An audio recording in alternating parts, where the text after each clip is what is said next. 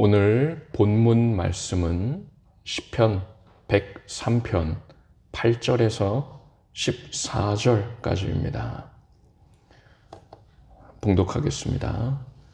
여호와는 자비로우시며 은혜로우시며 노하기를 더디하시며 인자하심이 풍부하시도다.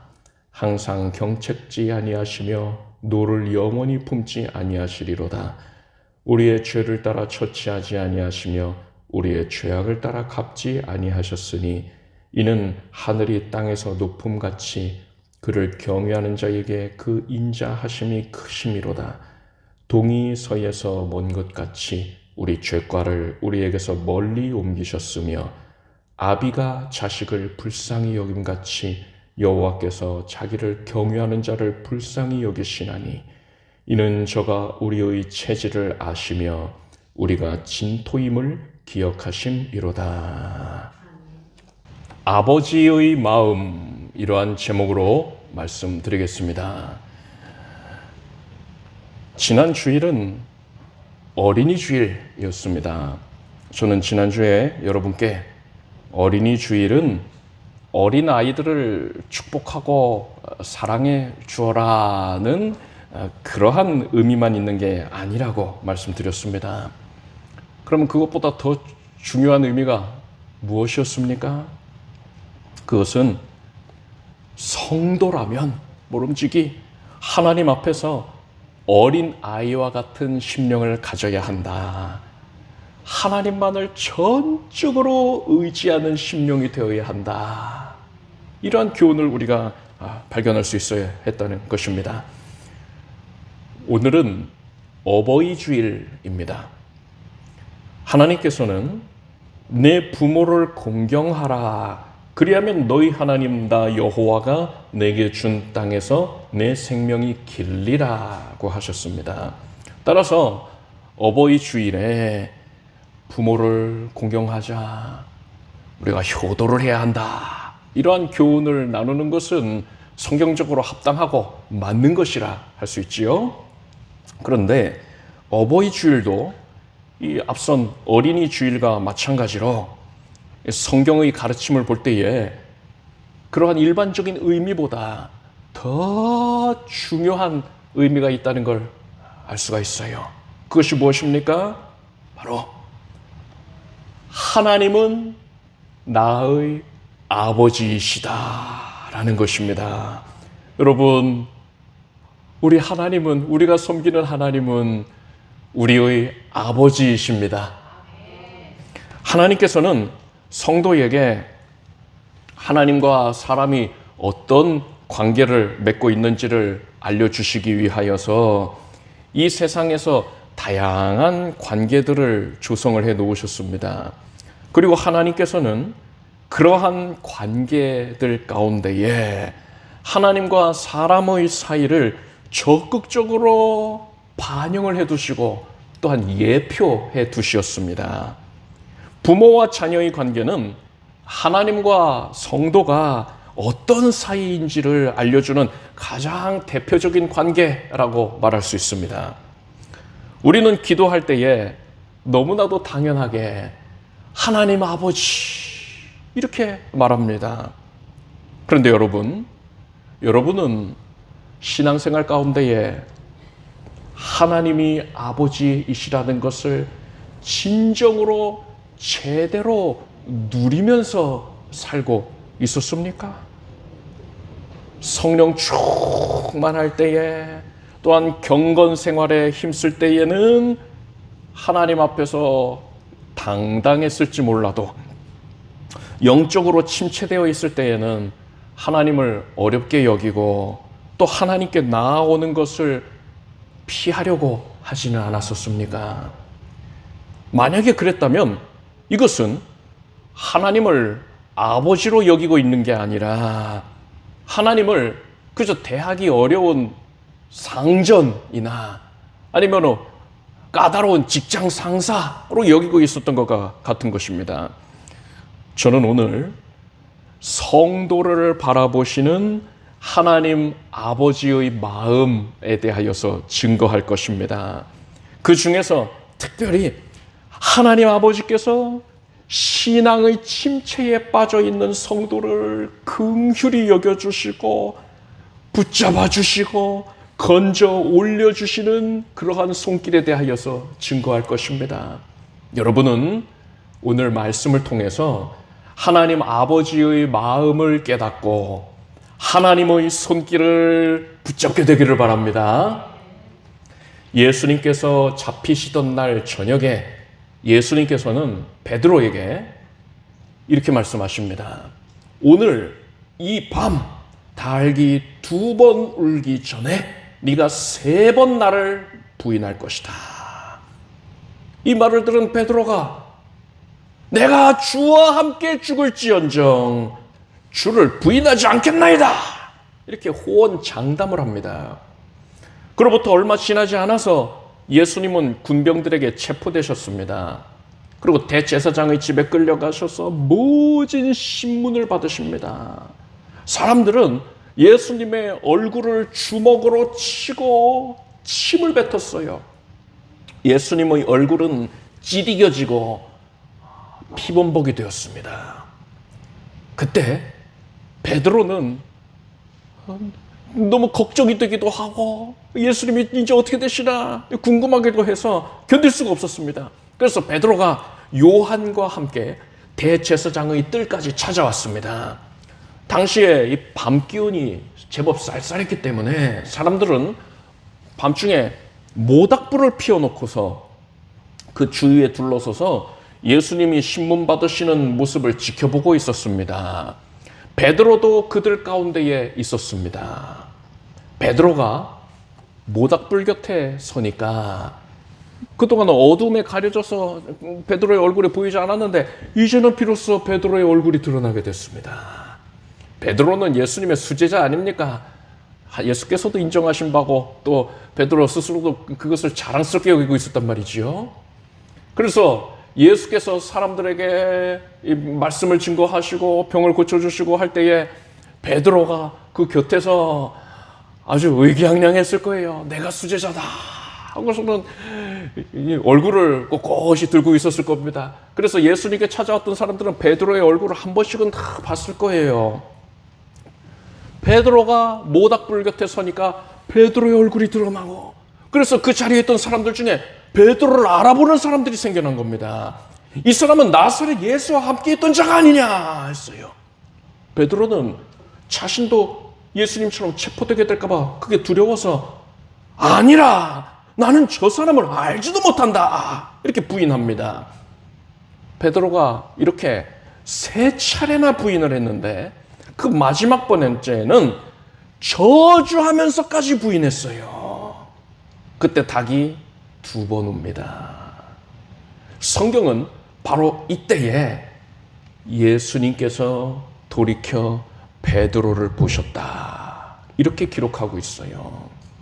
베드로가 저주하면서 부인하고 있는데 나는 저자를 알지도 못한다 이렇게 부인하고 있는데 그때 피범벅이 된 예수님 얼굴이 찌릿겨져서 너무나 맞으셔서 퉁퉁 부어있는 그 예수님의 얼굴 그 눈빛과 베드로가 마주치게 된 거예요. 베드로는 그 순간 자기의 감정이 무너져내리는 걸 느꼈을 겁니다. 더 이상은 예수님을 뵐 면목이 없었어요.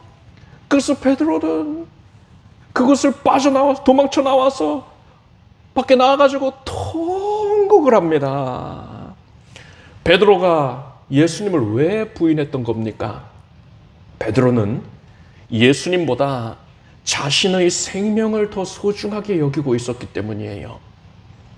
예수께서는 뭐라고 말씀하셨습니까? 누구든지 제 목숨을 구원코자 하면 잃을 것이요 누구든지 나와 복음을 위하여 제 목숨을 잃으면 구원하리라 하셨습니다. 따라서 신앙적으로 볼 때에 베드로는 철저하게 실패한 자인 겁니다.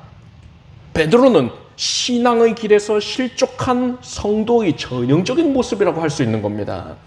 성도가 예배를 등한히 여기거나 예수님 대신에 세상의 즐거움을 쫓고 세상에서 만족을 구하고 있다면 그것이 바로 예수님을 부인했던 베드로의 모습과 같다 할 수 있는 것입니다. 베드로가 예수님을 뵐 면목이 없어서 뛰쳐나갔던 것처럼 실족한 성도들은 예수님으로부터 멀리 도망치고자 합니다. 이게 바로 신앙의 침체인 것입니다. 신앙의 침체는 늪에 빠지는 것과 같다라고 비유할 수 있습니다. 늪에 빠졌을 때에 그대로 있으면 얼마 후에 자연스럽게 비집고 나올 수 있게 됩니까? 절대 그렇지 않아요. 늪에 빠져 있으면은요, 사람의 몸무게 때문에 계속해서 더 깊이 빨려들게 됩니다. 영적 침체의 늪도 마찬가지예요. 신앙의 침체를 그대로 방치하면 시간이 지나면 저절로 나아지는 게 아니라 상황은 더욱더 심각해지기만 합니다. 그렇다고 해서 여러분, 늪에 빠진 사람이 늪에서 벗어나기 위해서 발버둥 치면 어떻게 될까요? 생존 전문가들이 말하기를 늪에 빠진 사람이 허우적대거나 발버둥을 치면 이 진흙과 몸의 흡착력이 더욱 강해져서 더욱더 깊이 빨려 들어가게 된다고 합니다. 그래서 전문가들은 늪에 빠졌을 때에 탈출할 수 있는 가장 좋은 방법이 무엇이냐? 살려주세요! 이렇게 힘껏 소리쳐서 구조 요청을 하는 것이라고 합니다. 구원자를 의지해야 하는 거예요. 영적 침체의 늪도 마찬가지입니다. 거기서 빠져나오기 위해서 내 힘으로 어떻게 해보려고 해서는 안 됩니다. 그런 노력을 하면 계속해서 실패만 반복할 뿐이에요. 자기 정죄감과 패배감, 무력감에 휩싸여서 더욱더 깊은 어둠 속으로 끌려 들어가게 되는 겁니다. 그러면 어떻게 해야 합니까? 우리는 구원자이신 예수 그리스도의 손을 붙잡아야만 하는 겁니다.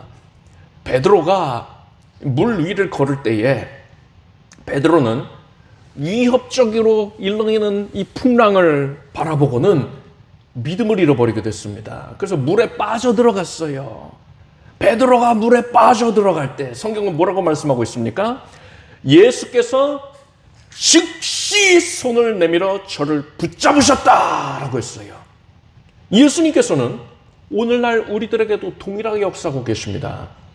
우리가 영적 침체의 늪에 빠지게 되면 예수님께서는 그 즉시로 우리에게 손을 내밀어 주시는 것입니다.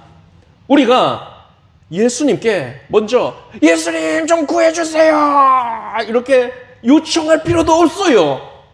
예수님은 불꽃 같은 눈동자로 우리를 지켜보고 계시다가 우리가 늪에 빠지는 그 순간에 즉시로 손을 내밀어 주시는 겁니다. 우리는 그저 그 손을 예수님이 이미 내미신 손길을 붙잡기만 하면 되는 거예요. 그런데 문제가 있지요. 마귀가 문제입니다. 마귀는 우리가 예수님의 손을 잡지 못하게 하려고 우리 곁에 찾아와서는 네가 죄를 지었기 때문에 하나님이 너한테 실망하셨잖아. 하나님이 너를 미워하신단 말이야. 하나님이 너를 정죄하고 있잖아. 이렇게 속삭이고 있습니다. 반면에 성경은 이렇게 증거하고 있습니다. 오직 나의 의인은 믿음으로 말미암아 살리라. 또한 뒤로 물러가면 내 마음이 저를 기뻐하지 아니하리라 하셨느니라. 우리는 뒤로 물러가 침륜에 빠질 자가 아니요 오직 영혼을 구원함에 이르는 믿음을 가진 자니라 했어요. 예수님께서 우리를 향하여 내미신 그 손길, 이 손길은 오직 믿음으로만 볼 수가 있습니다. 그리고 믿음으로만 붙잡을 수 있어요. 그런데 우리가 마귀에게 속아서 믿음을 잃어버리게 되면 우리는 예수님의 손을 볼 수가 없게 됩니다. 잡을 수도 없게 돼요. 그래서 침륜에 빠져서 더욱더 깊은 영적 침체의 늪에서 헤어나올 수가 없게 되는 겁니다. 그렇기 때문에 우리들은 반드시 오늘 본문 말씀을 분명하게 깨닫고 믿어야만 합니다. 여호와는 자비로우시며 은혜로우시며 노하기를 더디하시며 인자하심이 풍부하시도다. 항상 경책지 아니하시며 노를 영원히 품지 아니하시리로다. 우리의 죄를 따라 처치하지 아니하시며 우리의 죄악을 따라 갚지 아니하셨으니 이는 하늘이 땅에서 높음같이 그를 경외하는 자에게 그 인자하심이 크심이로다 라고 했어요. 우리가 죄를 지었는데도 불구하고, 우리가 큰 죄인인데도 불구하고 하나님께서는 우리를 긍휼히 여겨주시고 용서해 주신다는 거예요. 아니, 하나님께서 우리에게 이렇게 막대한 은혜를 베풀어 주시는 이유가 도대체 뭡니까? 이어지는 본문을 보면 그 답이 나옵니다. 동이 서에서 멍어같이 우리 죄가를 우리에게서 멀리 옮기셨으며 아비가 자식을 불쌍히 여김같이 여호와께서 자기를 경외하는 자를 불쌍히 여기시나니 이는 저가 우리의 체질을 아시며 우리가 진토임을 기억하심이로다 라고 했습니다. 하나님은 우리의 아버지이시기 때문에 자녀된 우리들의 죄를 용서해 주신다는 것이에요. 예수님께서 탕자의 비유를 말씀하셨는데 그 가운데 아버지의 마음이 잘 나타나 있습니다. 아들이 아버지의 재산을 탕진하고서 돌아왔습니다. 그런데 아버지는 어떤 모습을 보였습니까? 아버지는 이 아들이 돌아오기만을 하염없이 기다리다가 돌아오는 아들을 보고는 기뻐서 달려나가서 맞이합니다. 아버지는 아들을 정죄하지 않았어요. 책망하지 않았어요.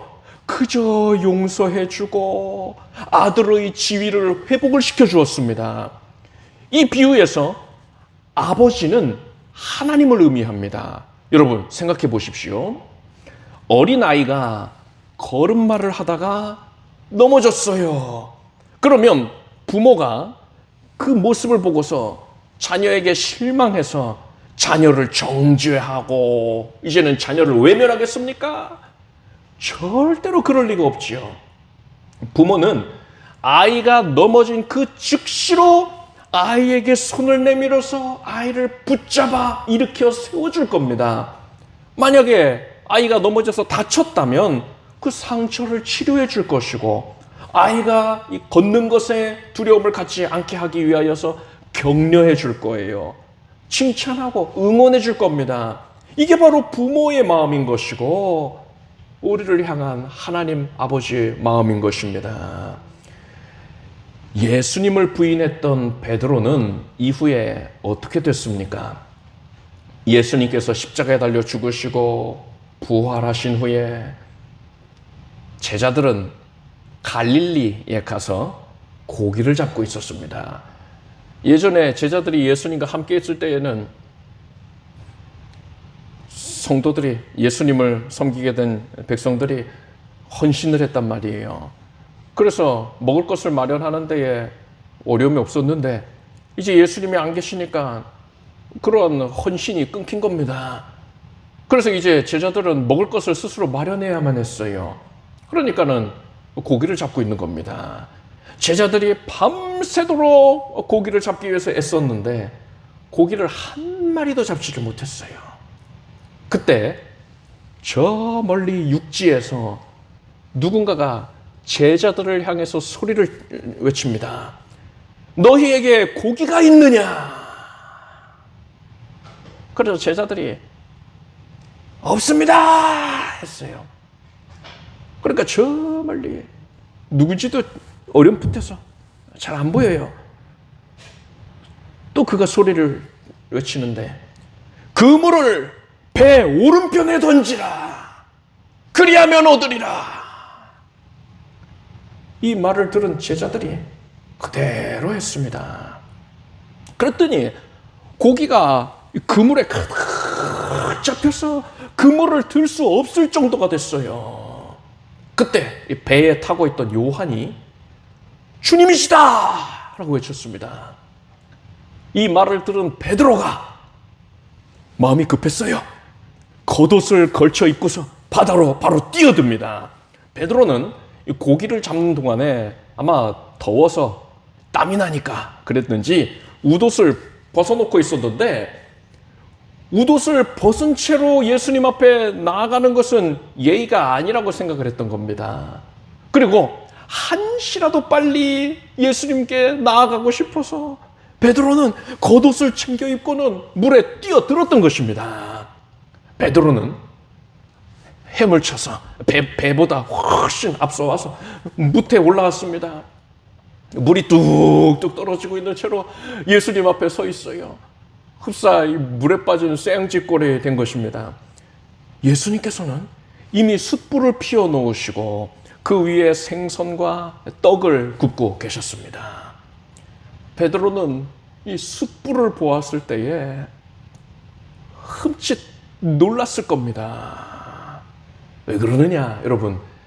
헬라어 원어를 살펴보면은요, 이 대목에 사용된 숯불이라는 이 단어와 예수님께서 잡히시던 날 밤에 대제사장의 뜰에 피워놓았던 이 모닥불이 동일한 단어라는 것을 알 수 있습니다. 베드로는 예수님께서 피워놓으신 그 숯불을 보면서 그날 일이 떠올랐던 거예요. 그리고 그것은 예수님께서 자신을 향하여서 네가 그날 밤에 나를 부인했던 걸 벌써 잊었느냐? 네가 그런 짓을 하고도 내 앞에 서다니 염치도 없는 녀석 같으니라고. 이렇게 예수님이 말씀하시는 것만 같아서 무척이나 두려웠을 겁니다. 베드로는 그날 밤 일을 떠올리면서 예수님을 뵐 면목이 없어서 또다시 예수님 앞에서 도망쳐서 쥐구멍에라도 숨고 싶었을 것입니다. 이렇듯 베드로가 심히 근심하고 있었는데 예수님께서 베드로에게 지금 잡은 생선을 좀 가져오라 이렇게 말씀하십니다. 여러분, 좀 이상하지 않습니까? 예수님은 오병이어의 기적을 베푸실 수 있는 분이시잖아요. 지금 예수님 앞에는 숯불 위에 생선이 놓여져 있단 말이지요. 그러니까 예수께서는 단 한 마리의 생선만 가지고도 모든 제자들이 배부르게 먹고도 남을 수 있을 만큼 그것을 여러 마리로 만들 수 있는 겁니다. 그런데 예수께서는 왜 그렇게 하지 아니하시고 굳이 베드로에게 지금 잡은 생선을 가져오라 이렇게 말씀하신 겁니까? 그것은 예수님께서 베드로가 예수님을 두려워해서 물러가지 않도록 베드로에게 할 일을 맡겨주신 것입니다.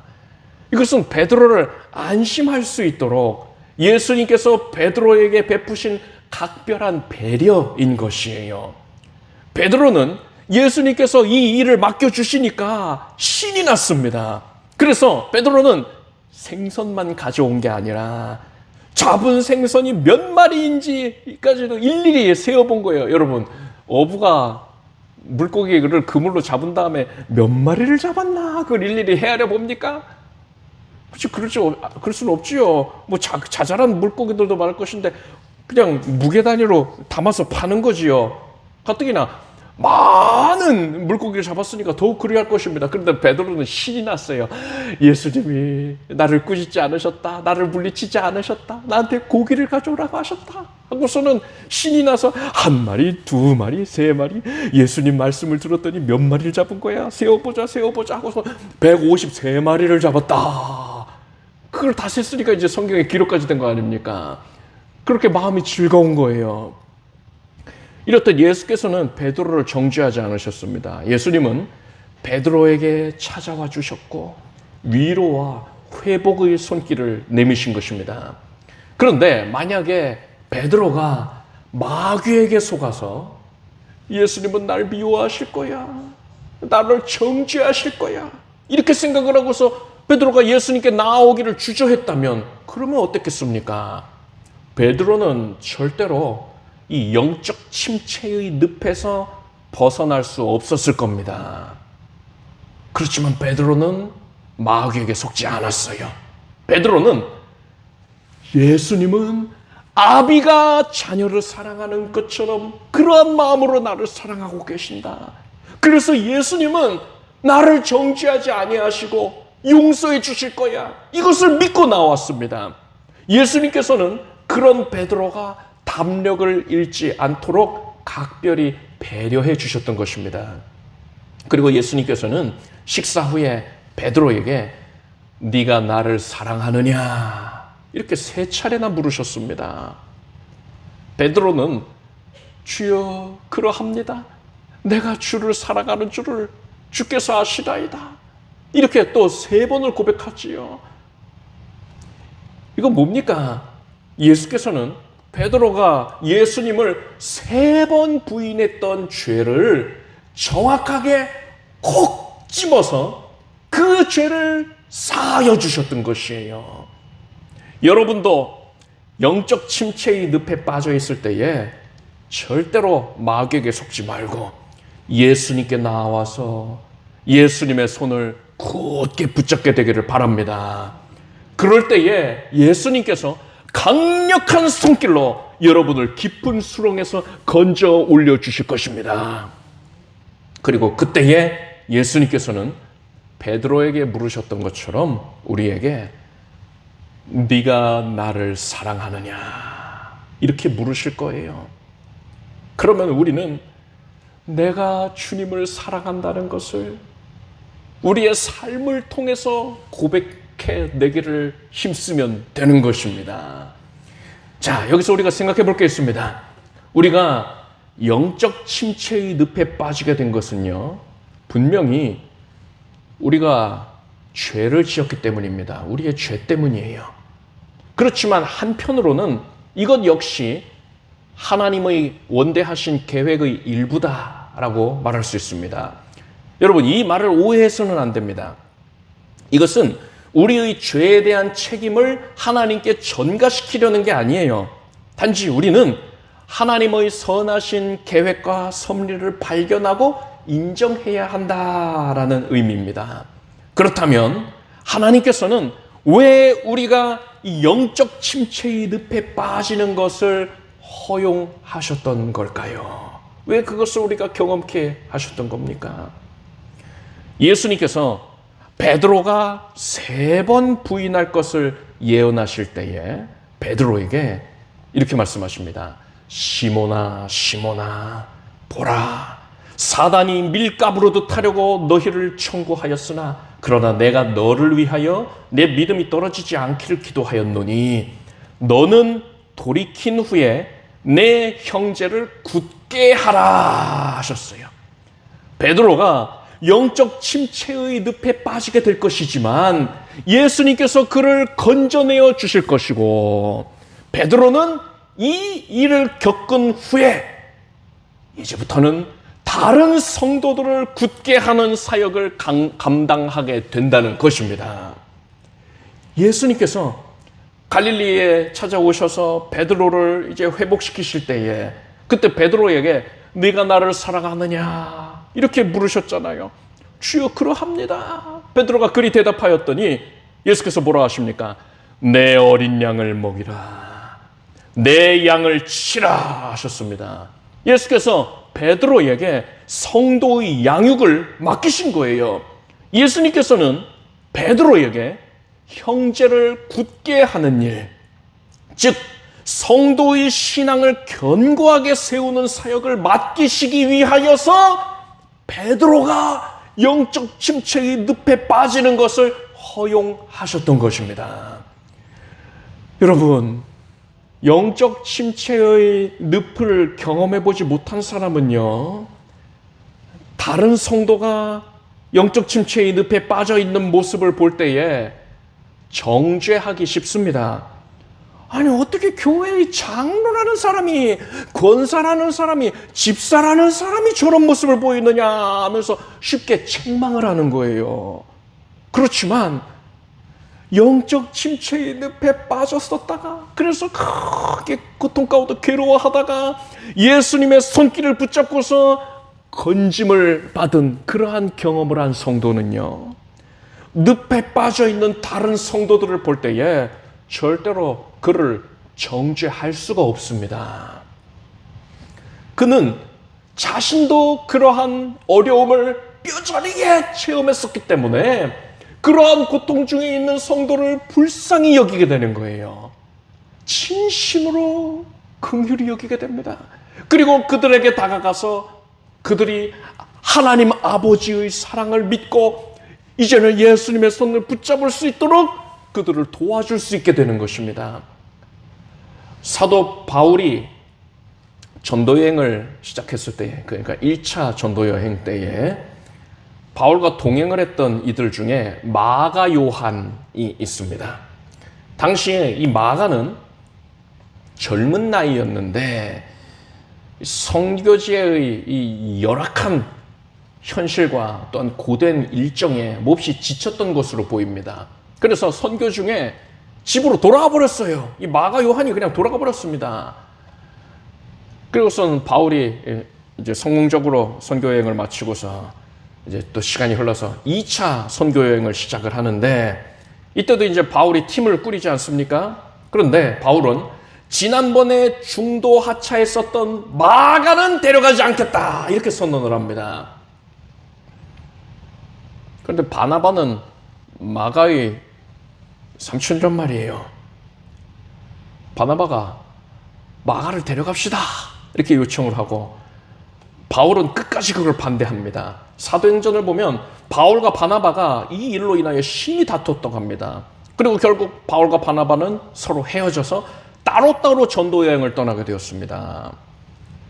여러분, 마가의 입장을 생각해 보십시오. 마가는 바울로부터 정죄를 받았습니다. 버림을 당한 거예요. 그런데 오늘 우리가 살펴보고 있는 이 베드로는요, 마가를 정죄하지 않았습니다. 베드로는 자신도 영적 침체의 늪을 뼈저리게 경험을 했었기 때문에 마가의 마음을 누구보다도 잘 이해하고 있었어요. 그래서 베드로는 아버지의 마음으로 마가를 긍휼히 여기고 마가에게 손을 내밉니다. 그렇게 해서 마가는 베드로의 가장 가까이에서 베드로의 사역을 보필하게 되었어요. 마가가 베드로의 사역을 얼마나 잘 이해하고 따랐던지 베드로가 마가를 가리켜서 뭐라고 하는 줄 아십니까? 내 아들 마가라고 합니다. 아버지의 마음으로 마가를 대하는 거예요.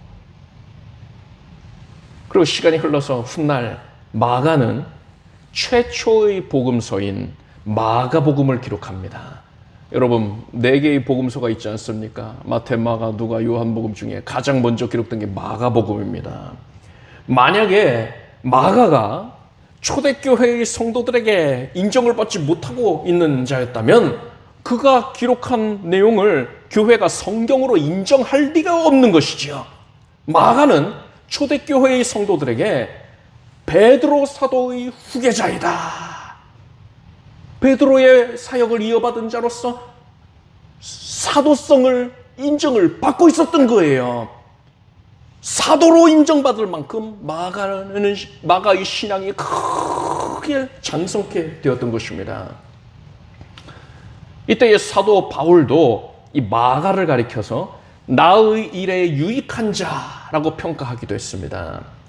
이렇게 마가가 성장하는 데에는 베드로의 공로가 심히 크다, 절대적이다 라고 할 수가 있습니다. 만약에 베드로가 영적인 침체의 늪을 경험하지 못했었다면 여러분, 마가는 없었을 거예요. 하나님께서 베드로가 영적 침체의 늪을 경험하게 하신 데에는 마가를 훗날 성장시키기 위한 그러한 계획도 포함이 되어 있었던 것입니다. 결론입니다. 영적 침체의 늪에 빠졌을 때에 우리는 어떻게 해야 합니까? 마귀는 예수님이 너를 정죄하고 계신다, 이렇게 우리를 속이고 있지만 여러분, 그 말을 듣지 말기를 바랍니다. 예수님은 아버지의 마음으로 우리를 한없이 긍휼히 여기고 계십니다. 우리의 죄를 용서해 주시고 우리를 끌어올리기 위해서 이미 손을 내밀고 계심을 믿기를 바랍니다. 따라서 우리는 뒤로 물러날 것이 아니라 예수님의 손을 붙잡아야 합니다. 우리가 예수님의 손을 붙잡으면 예수님께서는 우리를 깊은 수렁에서 끌어올려 주실 것입니다. 그리고 우리가 그러한 영적 침체의 늪을 경험한 데에는 하나님께서 우리를 통해 다른 성도의 신앙을 견고하게 하시고자 하는 거룩한 계획이 있다는 것을 알아야 합니다. 따라서 우리는 이제 영적으로 어려움을 겪고 있는 다른 성도들을 정죄할 것이 아니라 하나님께서 나를 아버지의 마음으로 긍휼히 여겨주셨듯이 나 역시도 그들을 아버지의 마음으로 긍휼히 여기고 품어주어야 하는 겁니다. 그들에게 찾아가서 예수님께서 그들에게 손 내밀고 계시다는 것을 알려주어야 하고 그들이 예수님의 손을 붙잡을 수 있도록 격려해 주어야 하는 것이에요. 도와주어야 하는 것입니다. 여러분은 예수님의 손을 굳게 붙잡으시기를 바랍니다. 그래서 건짐을 받고 하나님의 은혜를 풍성히 누리게 되기를 바랍니다. 그리고 이제 여러분은 거기서 그칠 것이 아니라 주위를 둘러보세요. 여러분 주위의 다른 성도들을 건져내는 역할을 여러분이 감당하게 되기를 바랍니다. 기도하겠습니다. 하나님, 우리에게 하나님의 말씀을 통하여서 깨달음 주시는 것을 감사합니다. 우리가 연약에 처하였었던 것, 영적인 침체의 늪에 빠졌었던 것까지도 하나님의 선하신 계획이 있었기 때문임을 알았습니다. 하나님, 우리가 마귀에게 속지 아니하고 예수님의 손을 붙잡게 주시니 감사합니다. 예수께서 우리를 깊은 수렁에서 건져 올려주시는 것을 감사합니다. 이제 우리는 다른 성도들을 정죄할 것이 아니라 그들에게 예수께서 손 내밀고 계시다는 것을 일깨워 주고 그들이 예수님의 손을 붙잡을 수 있도록 도와주게 하여 주시옵소서. 형제를 굳게 하는 역할을 감당케 하여 주시옵소서. 예수님의 이름으로 기도드립니다. 아멘. 모두 자리에서 일어나셔서 가슴에 손 얹으시고 아픈 곳에 손 얹고 믿음으로 기도하겠습니다. 하나님은 선하십니다. 위대하십니다. 우리를 가장 사랑하신다 하였습니다. 하여 모든 섭리를 신뢰하고 맡겨드립니다. 하나님, 간절한 소원을 품고 또 가슴에 손을 얹고 아픈 곳에 손을 얹고 기도하고 있습니다. 하나님을 사랑하는 자들이니 하나님의 손길을 붙잡은 자들이니 주의 자녀들이 수치를 당치 않게 해주시고 연약과 고통을 당치 않게 하여 주시옵고 지금 능력의 손길로 끌어올려 주시옵소서. 예수께서 붙잡으셨으니 예수께서 들어올리셨으니 이제 그것을 막을 자가 패할 자가 없느니라. 마귀의 머리는 깨어졌습니다. 우리를 깊은 심연으로 이끌고 있던 모든 세력들이 멸하여졌습니다. 죄악과 저주의 쇠사슬이 끊어졌습니다. 이제 모든 흉악한 세력의 역사는 다 멸하여졌고 이제는 건짐을 받아서 하나님의 은혜로 말미암아 나로 나기 높은 곳을 건너게 주시니 이제는 모든 죄악과 저주의 올무로부터 벗어나게 될지어다. 10년 가운데는 평강이 가득할 것이고 하나님의 은혜에 대한 기쁨과 소망이 가득하게 될 것이고 안식을 누리게 될지어다. 요동함이 없을지어다. 하나님, 이제 우리가 형제를 굳건하게 하는 사역을 감당할 것입니다. 그들에게 하나님의 사랑을 증거할 것입니다. 간증거리가 차고 넘치게 해주시옵소서. 그들에게 하나님이 통일한 손길을 내미셨다는 것을 증거할 수 있도록 우리에게 지금 응답을 풍족히 내려 주시옵소서. 간절하게 구합니다. 심령이 자유케 되었고 우리의 병든 육신이 능력으로 쇄신케 하여 주시옵소서. 예수 그리스도의 보혈의 은혜로 말미암아서 예수께서 채찍에 맞으심을 우리가 나음을 입었으니 이제 모든 연약이 사라질지어다.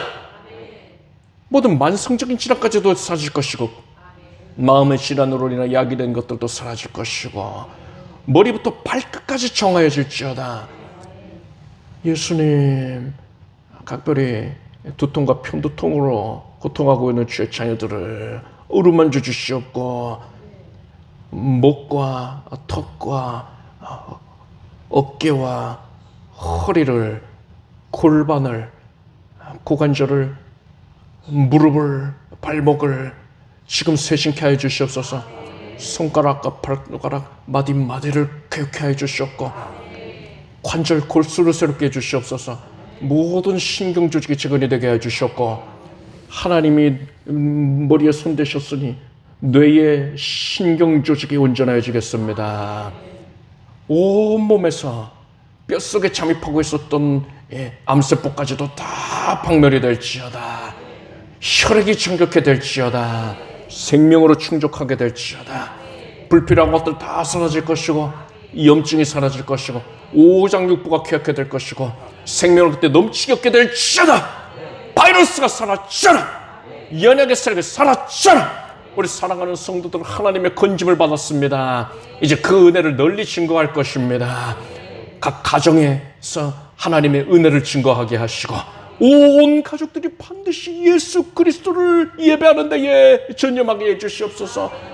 주일에 함께 주의 전에 나와서 예배하는 기쁨을 누릴 수 있게 해주시옵소서. 붙들어 주소서. 수렁내서 이끌어 올려주시옵소서. 온 가족들이 믿음이 견고하여질지어다. 구원의 은혜를 누리게 될지어다. 세상 가운데서 바라고 소망하는 것들이 예수 이름으로 응하게 될지어다. 예수 그리스도 이름으로 명령하였으니 문들은 머리를 들지어다. 취업을 허락하여 주시옵고 진학을 허락하여 주시고 만남의 복을 허락하여 주시고 또한 믿음의 가정을 일구게 하여 주시고 결혼의 준비의 전 과정 가운데 성령께서 깊이 개입 역사하여 주시고 은혜를 나타내 주시고 믿음의 자녀를 잉태하고 순상케 하여 주시오며 날마다 만남의 복을 더하게 해 주시옵소서. 직장과 산업의 현장에서 복을 받게 하여 주시옵고 장막터를 펼치게 하여 주시옵소서.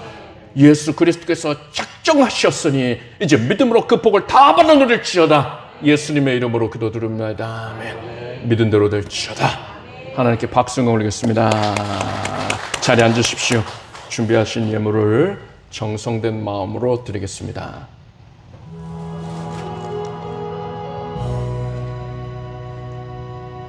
드리신 예물 위해 축복 기도하겠습니다. 하나님 감사드립니다. 하나님께서 날마다 내려주시는 은혜에 감사하여서 오늘 예배에 통하여서 내려주신 은혜에 감사하여서 자원하는 마음으로 예물을 드립니다. 주께 헌신하였습니다. 하나님께서 기쁘게 거두어 주시옵소서. 날마다 하나님께서 기뻐하실 제목이 우리 삶 가운데 차고 넘치게 하여 주시옵소서. 예수님의 이름으로 간절히 기도드립니다. 그 소식을 말씀드리겠습니다. 여러분들 다 잘 알고 계시는 내용이지만 예배 중에 마스크 착용을 철저히 해주시기를 부탁드립니다. 그래서 방역 당국에서 실외에서는 마스크를 착용하지 않아도 된다 하는데 여러분 우리가 뭐 다 아는 내용이지만 그런 발표를 하게 된 것까지도 어떤 뭐 과학적인 근거에서라기보다는 소위 뭐 여론에 등 떠밀리고 하다 보니까 뭐 어쩔 수 없이 그렇게 발표를 하게 되는 거거든요. 지금의 방역 정책은 알아서 조심하시오입니다. 그래서 뭐 밖에서 마스크 벗어도 된다 그랬어 하고서 안에서도 벗자 뭐 이런 식으로 하면 안 되는 거예요. 우리 각자가 조심해야 되는 겁니다. 특히나 하나님께 거룩하게 구별되어서 예배를 드려야 하는 곳이기 때문에 예배에 절대로 지장이 생기지 않도록 또 그러한 제목으로 인하여서 예배 나오는 것을 다른 이들이 주저하는 일이 생기지 않도록 우리가 철저하게 마스크 착용을 해야 하는 것입니다. 하나님을 위하여서 하나님의 영광을 위하여서 그리 하는 것입니다.